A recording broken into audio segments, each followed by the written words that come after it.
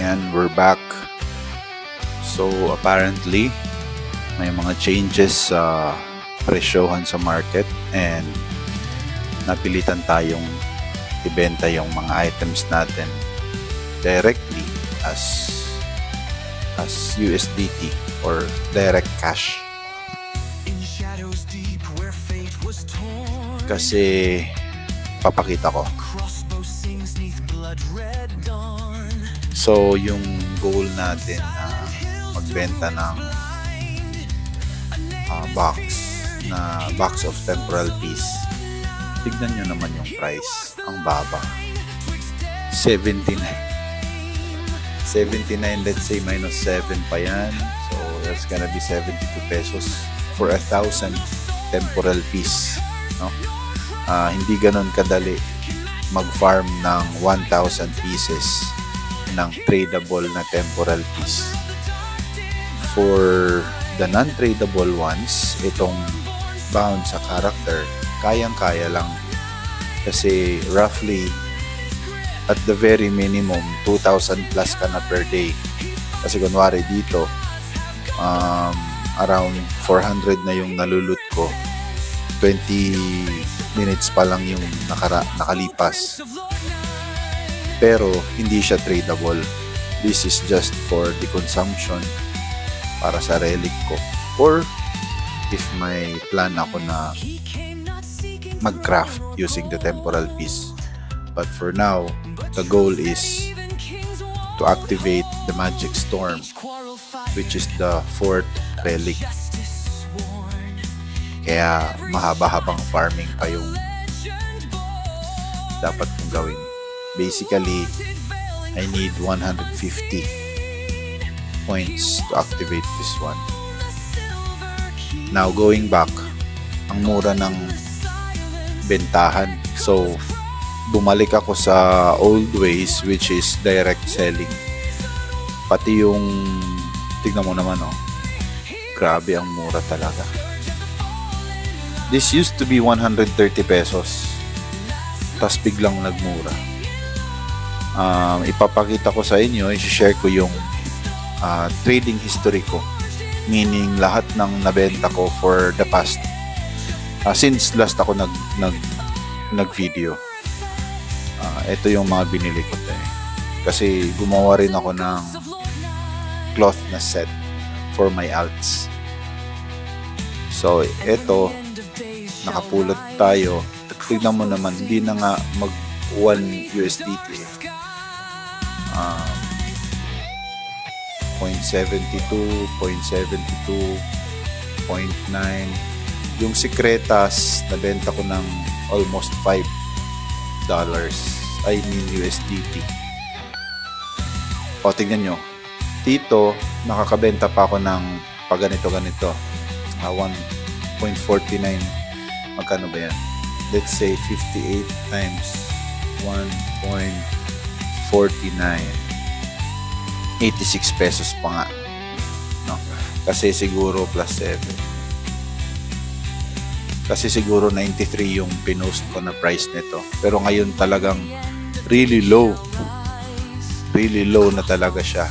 Kasi pag ganyan, kunwari 80, may deduction pa yan sa tax.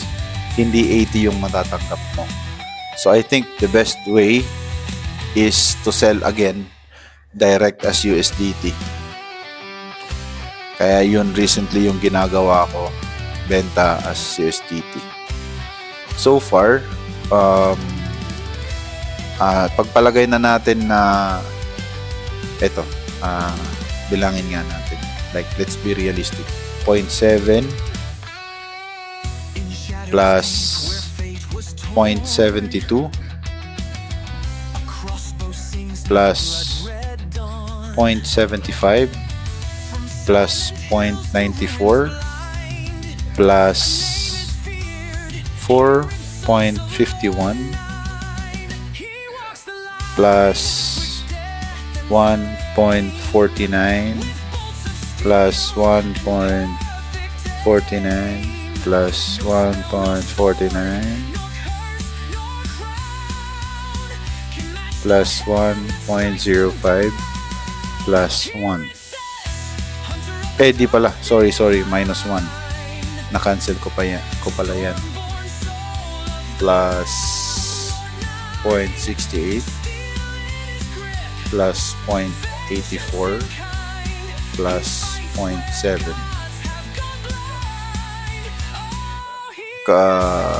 Kahit dito na until sa Serad plus 0.91 plus 1 point no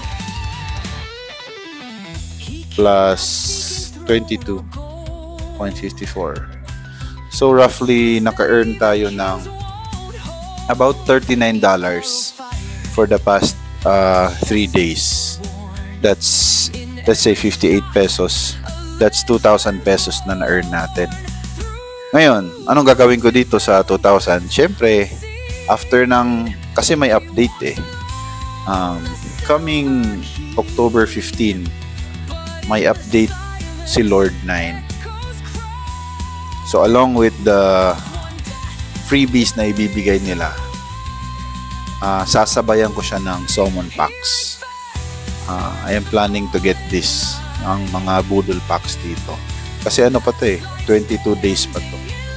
So meron pa tayong chance na earn more, and then pag naka-income pa tayo, then meron tayong pambili ng pambili ng budol packs, hoping na magkaroon na tayo ng legendary avatar. Kasi yun yung style ko pag may income, gagastusin lang yung income para mas lumakas yung character. Yun lang yung style ko. Anyway, hanggang dito lang yung video na to. Just an update. Hindi ko pa nagagawa yung dalawang dungeons. Kasi usually ginagawa ko lang yung dungeon kung may nang PPK na dito sa server namin. So, nasa clan ako na walang I'm not saying na neutral kami, pero hindi namin kaalay yung parang main clan. So tignan niyo yung lag ko. Pinapatay ako ng mga pink Carcaza, pinapatay din ako ng BTC owner. So wala. Yan, puro PK, and I don't mind. Basta mag-farm lang ako. Siguro ito lang yung times na ng PK ako kasi inunahan ako. Pero other than that, wala na. Wala akong time para sa PvP. Yung setup ko at saka yung goal ko is to get stronger, level up faster, and earn money. Kapag may na-earn, ibibili lang ng pang-pool or pampalakas. Yun lang yung pinaka-goal ko dito. Kasi malayo pa yung game na to, and it's too early for this game. Yung max level ata is level 100. So let's see kung hanggang saan yung progress natin sa game na to. In comparison to my previous game, yung nilaro ko na game, yung Mir 4, I think this is more manageable. Kasi meron siyang meron siyang stove. Sa stove, pag inactivate mo yung stove, you can control your computer. Kahit nasa trabaho ako, kaya ko siyang i-control. Kahit saan ako, kaya ko siyang i-control, para either mag-quest, para mag-AFK, or para mag-dungeon. Kaya napaka-manageable ng larong to compared sa Mir 4. Kaya talagang binitiwan ko na yung Mir 4. Yeah, so hanggang dito na muna yung video ko. So I think for me, the best again, I think for me is bumalik tayo sa old ways, which is ibenta direct as cash, and then may mga tutorial naman kung paano i-withdraw yung USDT to GCash para i-roll mo na ulit. na bibili ka ng tulad nito, bibili ka ng budol packs or kung anong gusto mo.